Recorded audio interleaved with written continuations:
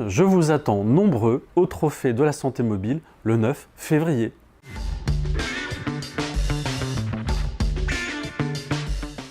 David Demorim, directeur innovation, bonjour.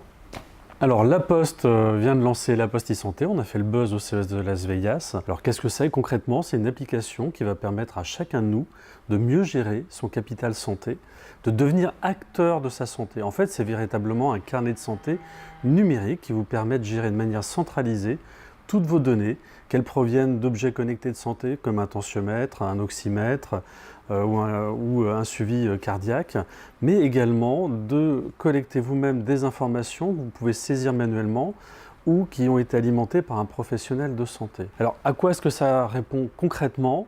Ça répond à des grands enjeux dans le système de santé, c'est l'ambulatoire, c'est le sujet des maladies chroniques, du suivi évidemment à distance, c'est évidemment la prévention et un sujet qui nous tient à cœur évidemment, le maintien à domicile des personnes âgées. Alors ça c'est important parce que ça adresse des enjeux nationaux, que ça soit dans des situations on va dire médicalement denses ou bien évidemment aussi pour adresser le sujet des déserts médicaux.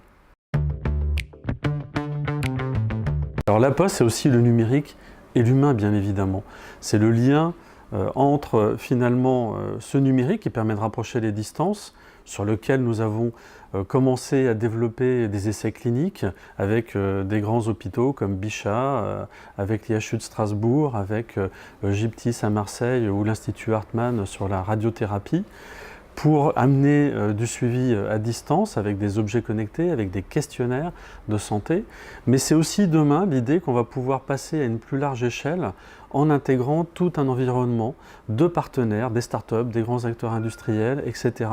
pour adresser des grands enjeux de manière plus large vers des professionnels de santé, des médecins, des infirmières, vers des mutuelles, pour pouvoir finalement agir à large échelle et transformer en profondeur, grâce au numérique, un système qui n'a aucune raison de ne pas bénéficier de tous les apports du numérique comme on l'a vu dans d'autres secteurs.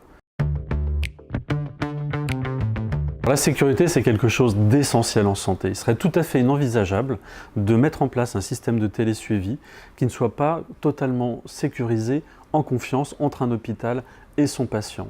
Finalement, vis-à-vis de l'ensemble des écosystèmes industriels avec qui on travaille, qu'est-ce qu'on amène? On amène une réassurance en tant que tiers de confiance historique dans le monde physique, mais également dans le monde numérique et encore plus dans le monde de la santé, pour finalement réassurer cette relation, quel que soit le type d'acteur qui a besoin de se rapprocher de l'individu, du patient ou de son domicile. On garantit que toute l'information est gérée en toute sécurité, confidentialité, totalement à la main et sous contrôle de l'individu, quel que soit finalement le fournisseur de services.